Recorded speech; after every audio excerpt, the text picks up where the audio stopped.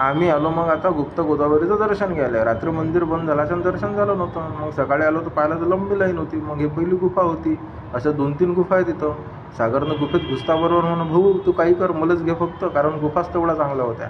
अंदर एकदम मस्त प्रसन्न वाटत जाय. मग इकडे हे सगळे जण होते आपल्या सोबतची गँग, या सगळ्याला घेऊन टाकलं आणि म्हटलं येईल आपली गुफा दिसली पाहिजे आपल्या सगळ्या फॉलोअर्सला, म्हणून मी नाही मस्त एक गोल चक्कर लावला आणि गुफा तुमच्यासाठी दाखवून दिला. तर तुम्ही पाहिलेच गुफा. अशा 2-3 गुफा आहे तिथं. मग आम्ही दर्शन घेत समोर चाललो होतो.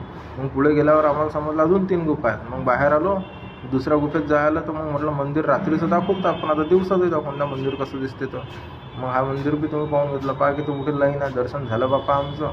मग आम्ही चाललो गुप्त गोदावरी जिथं झाली होती तिथं त्या शेवटच्या गुफेत.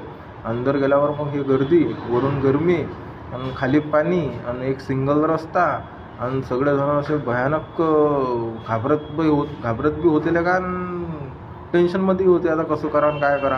कारण त्या पाण्यातही जायला भेव लागत जाणार बा. आता काय आपण दर्शनाला जाणं होतं आम्हाला. मग गेलो आम्ही अंदर, दर्शन घेतलं.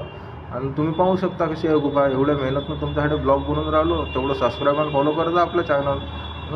आता तुम्हाला चित्रकूटचं दाखवतो पुढच्या ब्लॉगमध्ये. तुम्हाला काय काय होतं ते दिसणार आहे. आता चाललो आम्ही चित्रकूट नंतर आम्ही जाणार आहे डायरेक्ट प्रयागराज. त्यामुळे फॉलो करून ठेवा.